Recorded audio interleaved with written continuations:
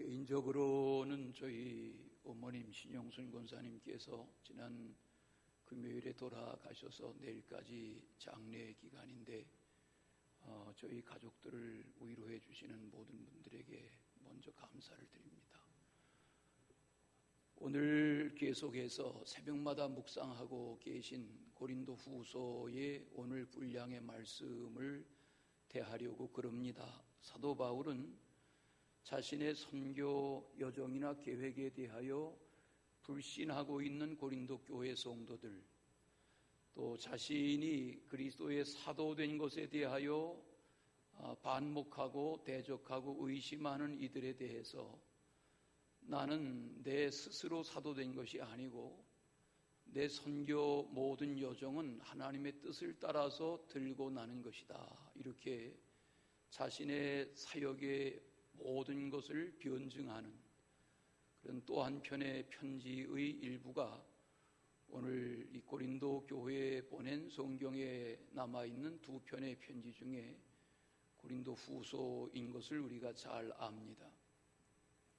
우리 며칠 동안 고린도 후서의 1장의 전반부를 접하신 대로 바울은 얼마나 많은 대적과 또 비난을 받았으면 마음을 가라앉히지 못할 정도로 이 두 번째 편지에서 7장 분량의 많은 내용을 할애해서 나는 여러분이 생각하는 그런 실없는 사람이 아닙니다. 내가 여러분에게 가리라 약속하고 사사롭게 약속을 바꾸었다든지 또 내가 마음에 의욕이 있어서 사도 직분을 감당하려는 것이 아니라 주님의 부르심을 따라 사도되었고 내가 이 도시 저 도시 혹은 이 나라 저 나라의 국경을 넘는 모든 선교의 여정은 주님의 뜻 안에서 움직여지는 것이지 여러분의 마음을 상하게 하려는 것이 아닙니다. 그런 내용의 편지를 쓰고 있습니다. 뿐만 아니라 눈물로 쓴 편지라고 전해지는, 우리에게 전해지지 않는 또 한편의 편지가 에베소에서 바울에 의해 쓰여졌고 디도의 손에 들려져서 고린도에 전달되었는데, 그 편지를 전달하러 갔던 디모데를 드로아에서 만나기로 약속했었지만 어쩐 일인지 무슨 연고인지 약속된 장소에서 약속된 때에 디도를 만날 수 없게 되었습니다. 요즘과 같으면 통신수단이 발달했기 때문에 무슨 연고인지 무슨 사정인지를 수소문할 수 있었겠지만 2000년 전 당시에 헤어질 때 약속하고 만나리라 하는 때에 만나리라 하는 장소에서 상대방을 만날 수 없으면 그 정보를 수집하기란 묘연한 그런 시대 상황이 2000년 전이었던 것을 잘 아시는 대로 그런 어려운 여건에서 답답하고 디도와의 만남이 이루어지지 않고 드로아에서 디도를 기다려도 근황을 알 수 없고 그런 마음의 염려가 쌓여가던 지난 날들을 뒤로하면서 오늘 이 편지 속에서 그래도 나는 모든 것을 하나님 앞에 감사하노라, 그런 감사의 표현을 하고 있습니다. 오늘 말씀에 보시면 하나님께 감사하노라, 그런 표현이 나오죠. 그래서 말씀의 제목을 하나님께 감사하노라 이렇게 정했다가 다시 주보에 실어드린 대로 전도자 바울의 감사 이렇게 바꾸어 정했습니다. 주제는 감사입니다. 자, 그러면 바울이 마음이 많이 상해 있는데 또 고린도 교회 성도들로부터 받는 오해나 불신이나 비난이나 반목에 대하여 그 소원한 내용들을 시원하게 풀어보려는 마음이 큰데 하나님 앞에 도대체 뭘 감사한다는 것일까? 오늘 분량으로 읽으신 말씀에 보면 첫째는 주 안에서 문이 열린 것을 감사한다 그랬습니다. 오늘 읽은 본문 말씀에 보면 그런 내용이 나옵니다. 우리가 아는 대로 사도 바울은 사도행전 9장의 다메섹에서의 부르심과 체험 이후의 바울이죠. 그 이전에 등장하는 스데반 집사가 돌에 맞아 죽을 때의 사울이라든지 이런 우리가 바울 하기 전에 그의 본명인 사울, 그가 왕 사울의 이름을 땄던 것을 보면 그의 아버지가, 그의 조상들이 이 바울의 이름을 사울이라 이렇게 거창하게 진 것 보면 아마도 그런 권세욕이나 탐욕이 있었던 것 같아요. 그런 사울이라고 불려졌던 저가 바리새인 중에 바리새인으로, 유대인 중에 유대인으로, 율법학자 중에 율법학자로 예수 믿는 이들을 핍박하고 스데반의 죽음도 옳다 여기고 그렇게 혈기등등하던 저가 다메섹의 체험과 3일 동안 못 보고 하나님이 3일 후에 보게 하시고 성령으로 부르신 사도로서의 부르심 이후에 사도행전의 9장 이후에 거의 대개의 분량은 다 바울을 중심으로 한 사도행전의 역사죠. 그런 바울이 오늘 자신이 겪었던 많은 환난들, 역경들, 오늘 말씀의 배경처럼 모함을 당하고 오해를 받고 해명할 길이 쉽지 않고 이런 마음이 상하는 일들, 이런 일들 앞에서도 하나님 앞에 감사할 수 있었던 첫째 요인은 오늘 말씀대로 그때그때마다 내 사역이 답답했지만 하나님이 새로운 문을 열어주셨기 때문에 감사한다, 그렇게 말합니다.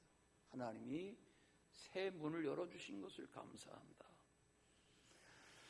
13절 말씀에 보시면 그렇게 기다리던 디도를 만나지 못하게 되면서 안타까운 심정을 가지고 편지한 것입니다. 그런 안타까움이 염려로까지 이어졌습니다.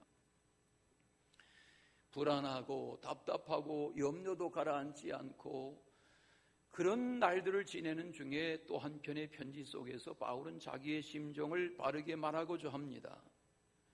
여러분, 새로운 선교의 문이 열린다는 것이 무엇입니까?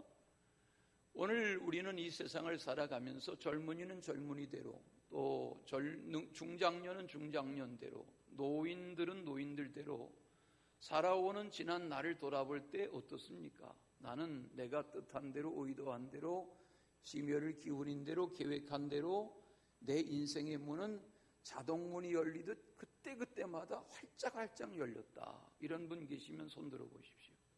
한 분도 없습니다. 한 분도 없으세요. 그런 분은 없어요. 나는 내 인생이 태어나는 순간부터 이날까지 20년, 50년, 70년, 80년 살아오면서 내 인생의 문은 그때그때마다 한 번도 내 인생의 자동문의 센서는 고장난 적도 없고 활짝활짝 대로가 열렸다. 그런 인생은 없습니다. 오늘 바울도 그랬습니다.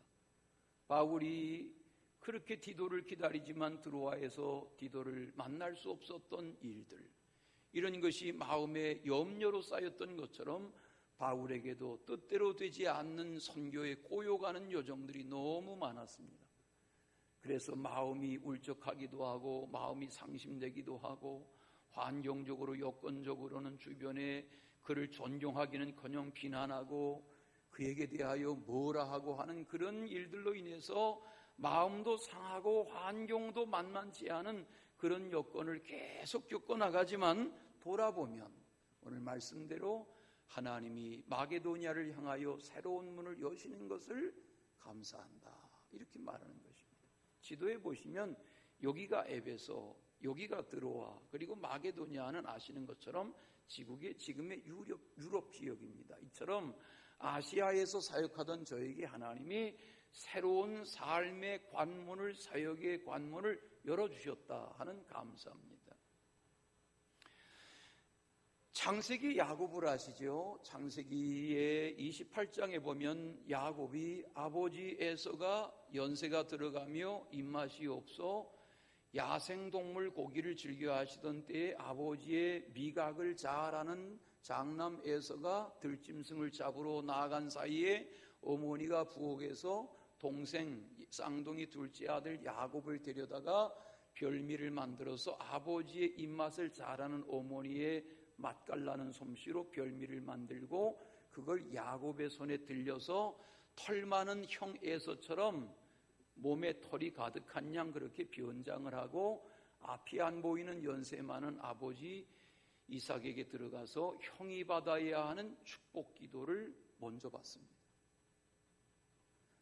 뒤늦게 사냥하고 돌아온 형 에서가 동생 야곱이 형을 대신해서 먼저 아버지의 축복 기도를 받은 것을 알고 동생 어디 있어? 야곱 나와, 너 죽여, 이러면서 가정의 형제간에 불화가 났습니다. 형이 감정을 삭히지 않고 동생 야곱을 죽이겠다는 겁니다. 어머니가 뒷문으로 보찜을 싸서 야곱을 도망가게 했습니다. 어디로? 어머니 리브가의 친정으로. 만만하지 않은 거리입니다. 그런 친정길로 외할머니 댁으로 도망을 쳐 가는데 하루길을 도망을 치며 갔지만 하루를 도망쳐봐야 몇십 킬로를 가겠습니까? 그렇게 낯설은 루스 광야로 가다가 해는 지고 밤은 어두워서 잠을 청합니다. 아버지의 집에서 함께 지낼 때는 따뜻한 천막 안에서 가죽을 깔고 양털을 깔고 양털을 덮고 폭신하게 자던 저가 들판에서 밤을 맞아 잠을 청하는 신세가 됐지요. 거기 돌멩이 하나를 베갯돌로 취해서 돌멩이를 베개 삼고 누워있는데 고단하니까 깜빡 잠이 들었습니다. 하늘문이 열립니다. 땅에서 하늘 꼭대기로 사닥다리가 놓였습니다. 그 사닥다리로 천사가 내리라고 오르락합니다. 하늘 꼭대기에 하나님이 계신 것이 보입니다. 하나님이 말씀하십니다. 이것이 야곱의 생애에 새로운 문이 열리는 시작입니다. 창세기 28장을 차근차근 읽다 보면 꿈에 그랬습니다. 꿈에 있었던 일입니다. 광야에서 돌베개를 베고 들판에 누워서 고단해서 잠이 들어버린 그 잠깐의 꿈에 하나님이 나타나셔서 환상을 보이신 것입니다. 그 내용은 이렇습니다. 하나님이 나타나셔서 말씀하십니다. 긴데요, 잘 들어보세요. 나는 야곱아, 나는 여호와니 너의 조부 아브라함의 하나님이여 이삭의 하나님이라. 내가 누워있는 땅을 내가 너와 내 자손에게 주리니 네 자손이 땅에 티끌같이 되어 내가 서쪽과 동쪽과 북쪽과 남쪽으로 퍼져나갈지며 땅의 모든 족속이 너와 내 자손으로 말미암아 복을 받으리라. 내가 너와 함께 있어 내가 어디로 가든지 너를 지키며 너를 이끌어 이 땅으로 돌아오게 할지라. 내가 내게 허락한 것을 다 이루기까지 너를 떠나지 아니하리라. 이렇게 꿈에 사닥다리의 환상과 더불어 하나님이 꿈에 말씀하셨습니다. 너무 생생합니다. 그때 잠자다 말고 꿈에 야곱이 하나님께 대답합니다. 하나님이 어디 계신가 했더니 과연 하나님이 여기 계시군요. 이렇게 대답합니다. 그때 그런 대답과 더불어서 두렵습니다. 이곳이 다름 아닌 하나님의 집이고 하나님의 하늘의 문입니다. 이런 대화를 꿈에 하지요. 그리고 그 후에 하는 하나님을 향한 야곱의 꿈의 서약이 그 뒤에 이제 밤이 다 기울어가고 새벽을 맞으면서 정신을 차리면서 하나님 앞에 기도하는 내용으로 담겨 있습니다. 이런 기도를 합니다. 하나님이 나와 함께 계셔서 내가 가는 이 길에서 나를 지키시고 먹을 떡과 입을 옷을 주시어 나를 평안히 아버지 집으로 돌아가게 하시오면 여호와께서 나의 하나님이 되실 것이요 내가 기둥으로 세운 이 돌이 하나님의 집이 될 것이요 하나님께서 내게 주신 모든 것의 10분의 1을 내가 반드시 하나님께 드리겠습니다. 이것이 형에게서 피해서 도망가던 그날 밤의 체험이었고 우리가 아는 야곱은 이 체험을 시작으로 아브라함과 이삭의 언약이 계승되는 야곱의 언약으로 이어집니다.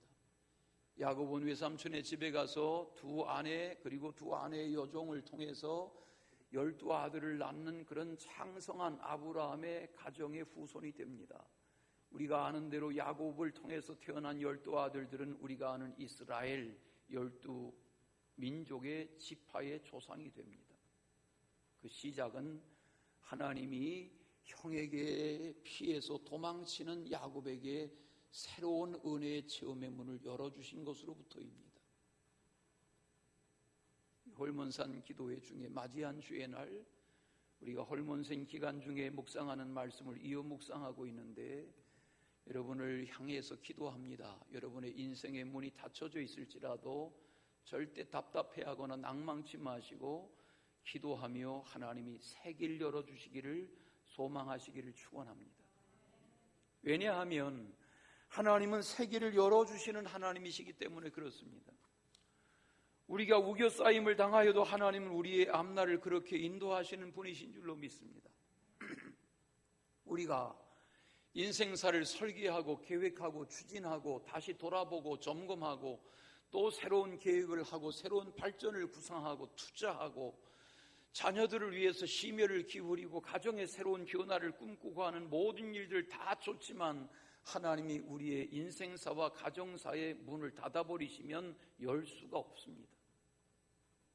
하나님이 열어주셔야 합니다. 내가 내 힘으로 열 수 있는 것 같지만 그렇지 않습니다. 하나님이 밤이 지나고 아침이 밝아오게 하시듯 우리의 닫혀진 인생의 문이 생각하지 않았던 새로운 인생의 방향의 문이 열려지게 하시는 것은 하나님의 은혜입니다. 이 하나님의 또 오심을 믿고 하나님 앞에 어떤 형편 속에 있으실지라도 새로운 문을 여실 준비를 하시는 주님의 마음에 합당한 주인공으로 살아가시기를 축원합니다. 두 번째는 그리스도 안에서 항상 이기게 하시는 것을 감사한다 그랬습니다. 생각해 보십시오. 이 세상에 어떤 분야에 그 누구이든지 백전백승하는 사람은 없습니다. 물론 분야에 무슨 스포츠 분야에 또 요즘 우리나라의 피아노의 신동처럼 예능 분야에 미술 분야에 뭐 어떤 과학 분야에 또 지금 세계적인 수학 대상을 받은 어떤 인물처럼 이런 분야에 정상에 서는 이들이 있지만 그도 수학의 세계적인 상을 받은 그도 수포자였다고 하지 않습니까? 수학을 포기하면 인생이 꼬이는 거거든요. 아무리 수학을 못해도 산수와 수학을 해야 인생이 풀리는 건데 그런 인생도 딛고 일어나서 정상에 서는 것처럼 많은 실패와 우여곡절과 실수를 거쳐서 새로운 세계에 등극하는 거지 모든 매사를 어려서부터 청년기부터 백전백승하는 인생이란 없습니다.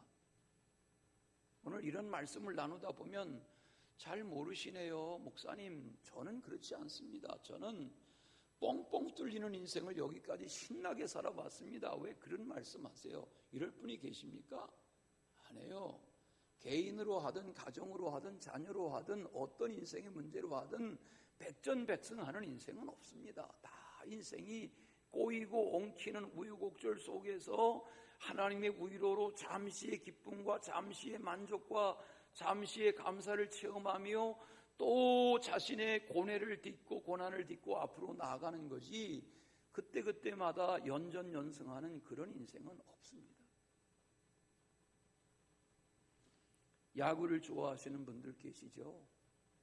여성들 중에도 야구 좋아하는 분들 꽤 계시죠? 여러분, 야구라는 것이 100번을 쳐서 100번을 홈런을 날리는 그런 선수는 없습니다. 타율이 3% 정도, 3할 정도 되면 굉장한 선수입니다. 뭔 소린가 못 알아듣겠다. 그런 분들이 있어서 짧게 지나가겠지만 3할 정도의 타율이면 굉장한 선수입니다. 제가 이 말씀을 정리하다가 야구의 우리나라의 역사적인 인물이 누군가 그리고 야구 역사의 야구 홈런왕 이렇게 치니까 백과사전에 김홍용 씨가 떠요. 41년생이세요. 생존해 계세요. 이분이 한국 야구계의 역사적인 인물이세요. 지금이야 뭐 야구 그러면 이런 분들 얘기에서는 구태의연한 얘기고 요즘 야구의 신동이 많죠. 세계적인 스타가 많지만 우리나라가 야구가 뭔지를 모를 때에 야구의 인물로 떴던 인물이 김홍용 씨예요. 41년생이니까 올해 80이 넘은 분이신데 백과사전 이야기예요. 김홍용은 야구 선수로 1961년 60년 전 얘기죠. 1961년 처음으로 태극마크를 달았다. 그는 63년 아시아 야구 선수권 대회에서 국제 대회 우승과 함께 타율, 타점, 홈런 최우수상 4관왕에 올랐다. 굉장한 얘기입니다. 은퇴할 때까지 실업야구 홈런 왕과 국가대표 4번 타자로 명성을 떨쳤다. 통산 타율이 3할 7리. 와 좀 해주세요. 못 알아들으셔도 와 해주세요. 3할 7리 홈런 46개를 기록했다. 1973년 한일은행에서 감독 생활을 시작한 그는 첫해 팀을 우승으로 이끌었다. 77년 니카라과에서 열린 3회 세계 야구대회에서 미국을 5대4로 꺾고 한국 야구 역사상 세계 재패의 주역이 되었다. 대단하죠. 1년간 미국에서 야구 유학을 하고 돌아왔다. 1983년 해태 타이거즈 감독을 맡아 우승을 9번 이끄는 대기록을 세웠다. 이후 삼성 라이온즈 팀으로 옮겨 2002년 다시 우승함으로 한국 시리즈 10회 우승이라는 금자탑을 세운 인물이다. 백과사전 얘기하는 겁니다. 이런 인물들이 더러있죠. 야구, 축구, 농구, 피겨스케이팅, 골프, 거기에 수십만 수백만 꿈을 키운 인구들 중에 금자탑을 쌓는 이들이 더러있죠. 그런 이들이라고 해서 우리는 우상시할 것이 없습니다. 왜? 그들의 인생이라고 해서 다 대단하지 않습니다. 중요한 것은 오늘 성경이 말하는 이야기는 스포츠 이야기도 아니고 음악 이야기도 아니고 돈 버는 사업 이야기도 아니고 공부 이야기도 아닙니다. 복음 전파에 있어서 하나님이 이기게 하셨다, 이 얘기입니다.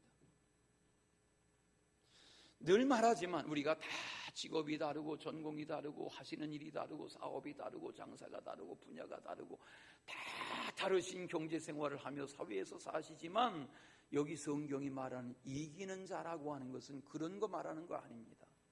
예수님도 그런 분야를 말씀하신 적이 없습니다. 복음 안에서 이기는 자의 삶이어야 한다는 것입니다. 복음 생활, 믿음 생활, 복음이 가족에게 계승되고 복음이 자녀에게 계승되고 복음이 주변에 퍼져나가고 복음이 열방에 퍼져나가는데 쓰임받는 복음의 전파자로서 실패자가 아니라 사단의 밥이 아니라 우상의 밥이 아니라 이단과 사이비의 밥이 아니라 복음 전파자로서 진리를 깨닫고 그 복음이 복음되도록 아무리 고린도 교회 성도들이 바울을 비난하고 뭘 해도 바울은 말합니다. 나는 복음 전파로 하여금 그때그때마다 이기게 하시는 하나님께 감사합니다 하는 것입니다. 저는 소원합니다. 저희 교회 성도들이 다른 것도 좋지만 복음에 대하여 복음이 복음되게 하는 일에 있어서 가정에서 가족들에게 자녀들에게 주변에 세상에서 직장에서 주변 사람들에게 복음이 복음되게 하는 일에 승리자가 되시길 바랍니다. 사실인가 모르겠지만 어느 목사님의 예를 드는데 이렇게 말씀하시더군요. 방송 설교를 제가 산책하며 듣는데 어느 교회에서 전도 대회를 하니까 새가족 하니까 새가족을 데려와야 되는데 새가족 데려오는 게 어렵으니까 직장에서 신분을 늘 서로 그렇게 직장의 일로만 지내고 있던 다른 동료에게 한 번만 내가 다니는 교회 다녀봐라 이렇게 말을 텄답니다. 업무만 이야기했지 신앙생활 이야기를 한 적이 없어요. 그러고는 저 아무 개라도 내가 이번 주일날 데려가야 되겠다. 우리 교회 한 번만 가자 이렇게 하다 보니까 자기도 교회 집사지만 그도 집사더라는 거죠. 어느 교회 무슨 얘기인지 알아들으시죠? 직장에서 사회에서 나 교회 장로인데 권사인데 집사인데 하는 신분을 오히려 감춥니다. 왜? 불편하니까. 그래야 처세가 편하니까. 오늘 주님은 신분으로 하든 삶의 그 어떤 무엇으로 하든 지른 자가 되지 말고 이기는 자가 되라는 것입니다. 이기는 자로서 부족하지만, 직장에서든 가정에서든 세상에서든 부족하지만, 예수 믿는 자로서 부족함이 많지만 자기의 그리스도인 됨을, 신분을 드러내고 이기는 자의 삶을 살아가라는 것입니다.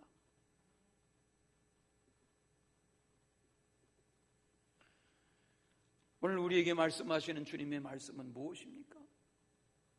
복음서 중에 복음서인 마태복음 28장이 끝나는 부분에 보면 주님은 이 땅에 떠나시기 전에 뭘 분부하셨습니까? 공부 잘하게 해라, 사업 잘해라, 돈 잘 벌어라, 아파트 좋은 곳에 당첨되도록 해라, 주식 투자 지혜롭게 해라, 그런 말씀하신 게 아니라, 그러므로 너희는 가서 모든 족속으로 제자를 삼아 아버지와 아들과 성령의 이름으로 세례를 주고 내가 너에게 분부한 모든 것 지키게 해라. 이게 마지막 부탁이세요. 그럼 뭘 이기게 하라는 것입니까? 복음 전파가 되게 하라는 것입니다. 복음 전파에 실패자가 되지 말고 이기는 자가 되라는 겁니다. 절두산 묘역에, 거기 선교사 묘역에 우리 교우들 같이 가신 적이 있죠. 주일 오후에. 거기 가면 많은 선교사들의 흔적이 그 묘비에 축약되어 있습니다. 우리가 아는 선교사들의 이름도 많습니다. 거기 가면 25살에 우리나라에 간호사 신분으로 왔다가 9개월 만에 급성 맹장염을 치료하지 못해서 세상을 떠난, 여기 캔드릭, 루비 캔드릭이라는, 여기 화면에 보여드리는데 25살 루비 캔드릭이라는 간호사에 대한 기록이 거기 묘비에 있습니다. 25살에 와서 간호사인데 의료 선교도 하지 못하고 9개월 만에 그만 병으로 세상을 떠났습니다. 그런데 그가 세상을 떠나기 전에 보내는 편지, 그 당시 보내는 편지가 100년 전이니까 100길로 가니까 빨라야 한 달 40일씩 걸려서 태평양 건너 미국 텍사스의 부모님에게 쓴 편지가 세상을 떠난 이후에 아버지 어머니에게 도착됐습니다. 그 편지의 내용이 이렇습니다. 아버지, 어머니, 한쪽에서는 탄압이 점점 심해지고 있습니다. 그저께는 예수님을 영접한 지 일주일도 안 된 서너 명이 끌려가서 순교당했습니다. 최근에 토마스 선교사와 제임스 선교사도 순교했습니다. 선교본부에서 철수하라는 지시가 있습니다. 대부분의 선교사들은 전도한 조선인들과 아직도 숨어서 몰래 예배를 드리고 있습니다. 그들 모두가 순교할 작정인 것 같습니다. 아버지, 어머니, 어쩌면 이 편지가 마지막일 수도 있습니다. 제가 이곳에 오기 전 뒤뜰에 심었던 한 알의 씨앗이 내년이면 꽃으로 활짝 피겠죠. 그리고 또 다른 씨앗을 만들어내겠죠. 저는 이곳에서 작은 씨앗이 되기로 결심했습니다. 제가 씨앗이 되어 이 땅에 묻히고 하나님의 시간이 되면 아마 조선 땅에 많은 꽃들이 피고 이곳 사람들도 여러 나라에서 씨앗이 될 것입니다. 저는 이 조선 땅에 저의 심장을 묻겠습니다. 이것은 조선을 향한 저의 열정이 아니라 조선을 향한 하나님의 열정이라는 것을 알게 되었기 때문입니다. 아버지, 어머니 사랑합니다. 이런 편지를 쓴 얼마 후에 급성 맹장염을 치료받지 못하고 죽었습니다. 그가 세상을 떠난 후에 그의 파송 모교회인 텍사스의 모교회에 또 다른 편지가 전해졌습니다. 그것도 세상을 떠나기 전에 써서 보낸 나중 편지들이 전달된 것입니다. 10명씩, 20명씩, 50명씩 함께 조선의 복음을 전하러 오세요. 이런 내용의 편지입니다. 선교를 촉구하는 편지입니다. 만약 내게 줄 수 있는 1000개의 목숨이 있다면 모두 조선을 위해 바치겠습니다. 이런 내용이 그 편지 글 안에 있습니다. 그 루비 캔드릭의 묘비에 가면 그 문장이 써 있습니다. 내게 1000개의 심장이 있다면 그 모두를 조선을 위하여 주고 싶다. 그런 문장이 있습니다.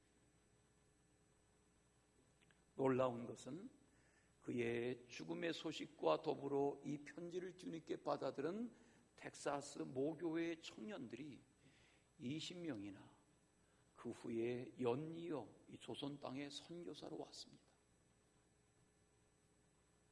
놀라운 일입니다. 하나님은 죽어간 아무 선교도 하지 못하고 마음을 담아 편지 몇 장 남기고 죽어간 25살 선교의 사람을 통해서 엄청난 열매가 맺히게 하셨습니다. 주님은 이기게 하시는 주님이세요. 말씀해 보시면 오늘 본문에 이기게 하신다. 이기게 하신다. 그런 은혜가 여러분 모두에게 함께 하시기를 축원합니다. 주님은 이기게 하시는 주님이세요. 그러면 이런 내용들이 어떻게 우리나라에 알려지게 됐느냐? 미국 밴더필드 대학에 유학하고 있던 당시에 양주삼이라는 목사가 있었습니다.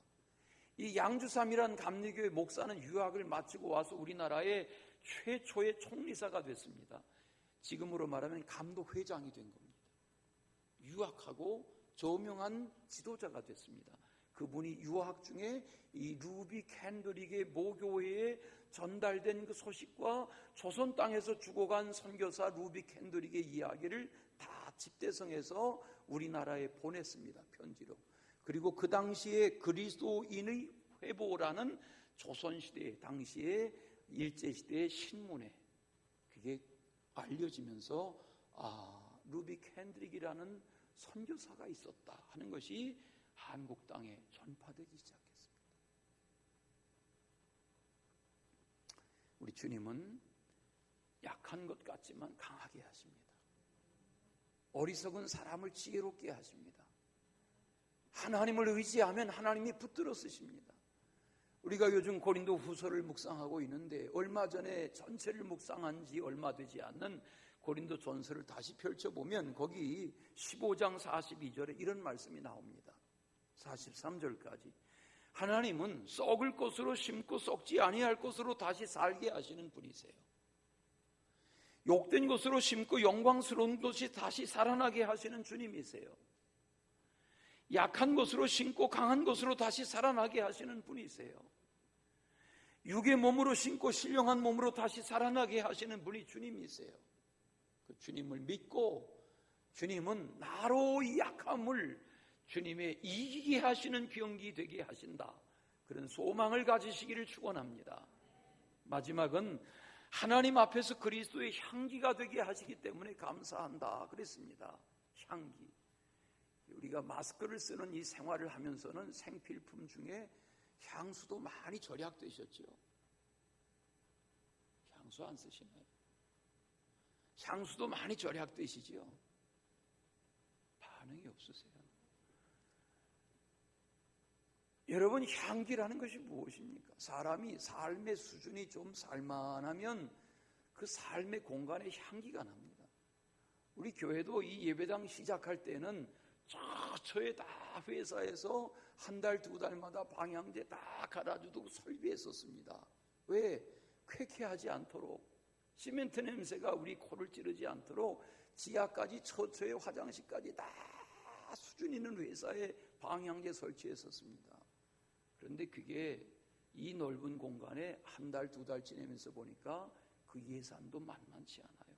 그래서는 지금은 다 빈통만 걸려있는 경우가 많은데, 오늘 주님이 말씀하시는 바울을 통한 여러분이 그리스도의 향기가 되셔야 합니다 하는 말은 이게 무슨 말이냐면, 당시에 로마 시대의 전쟁에서 승리하면 로마의 군대가 돌아와서, 개선한 군대가 돌아와서 카파톨리우스라는 산 꼭대기에 주피터 신전이 있었습니다. 그 주피터 신전에 제물을 바치고 향을 피우는데 얼마나 많은 양의 전쟁의 승리를 기념하는 향을 피우던지 그 향을 피운 향기가 산 꼭대기에서 산 아래로 온 도성의 시민들의 코에 그 향이 전달되었습니다. 그러면 그 향기를 맡은 도시민들은 전쟁에 이겼구나. 그렇게 전쟁 승리를 알린 것이 이 향이었습니다. 그걸 알고 있던 바울이 전쟁에 이기면 향기가 나는 것처럼 우리는 그리스도의 향기가 되어야 한다. 그 이야기입니다. 우리가 어떤 요건에 어떤 신분에 있으시든 어떤 삶을 살아가시든 믿음으로 믿음답게 살아가시면 우리 각 사람을 통해서 주님이 향기되게 하신다는 말입니다. 여기서 사망으로 사망에 이르는 냄새요라는 말이 무엇입니까? 그리스도의 복음을 모르면 그 냄새가 향기가 아니라 썩는 냄새, 사망의 냄새가 된다는 말은 아무리 전쟁의 승리의 소식이 들려와도 성 안에 로마의 시민 사이에 섞여 살아도 로마의 편에 들지 않은 사람에게 있어서는 로마의 승리가 기쁜 소식이 아니에요. 향기가 나도 향기가 향기롭지 않아요. 그것이 성경이 말하는 사망으로 사망에 이르는 냄새다, 그 얘기예요. 여러분이 각 사람이 그리스도의 향기가 되시길 바랍니다. 다 같이 인사합시다. 옆에 분과 인사합시다. 우리는 그리스도의 향기입니다.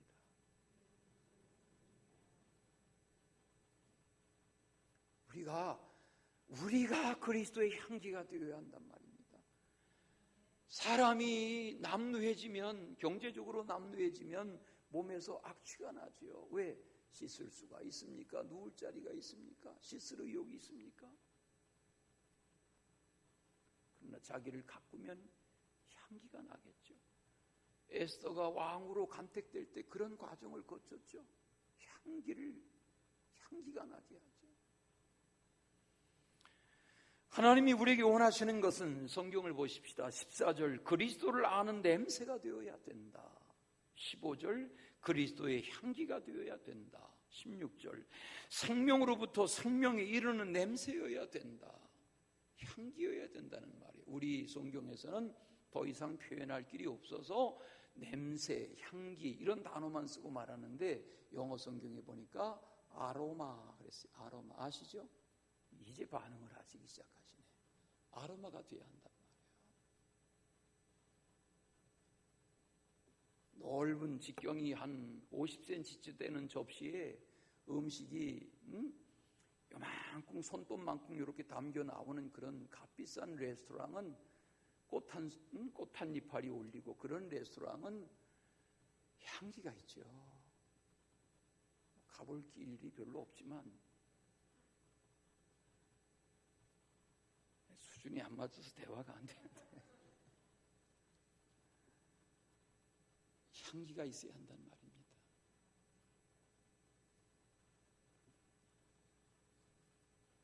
(15절에) 보십시다. 우리는 구원받는 자들에게나 망하는 자에게나 하나님 앞에서 뭐라고요? 그리스도의 향기라고요. 그리스도의 향기가 되어야 된다. 사람이 가정의 해악이 되고, 가문의 해악이 되고, 직장의 해악이 되고, 공동체의 해악이 되고, 나라 역사의 해악이 되고 하면 그 인생은 시대의 향기로운 인생이라 할 수 없습니다. 우리는 자신의 신분과 은사를 잘 개발해서 삶의 향기가 돼야 합니다. 가정에도 향기, 교회에도 향기, 직장에도 향기, 자손에게도 향기, 그리스도의 향기가 되는 그런 복음의 향기가 되시기를 축원합니다. 17절 말씀해 보시면 하나님의 이 향기가 되어야 하는 복음의 말씀이 절대 혼잡해서는 안 된다. 17절 하나님의 말씀은 순전하게 하나님으로부터 받아들여져야 된다.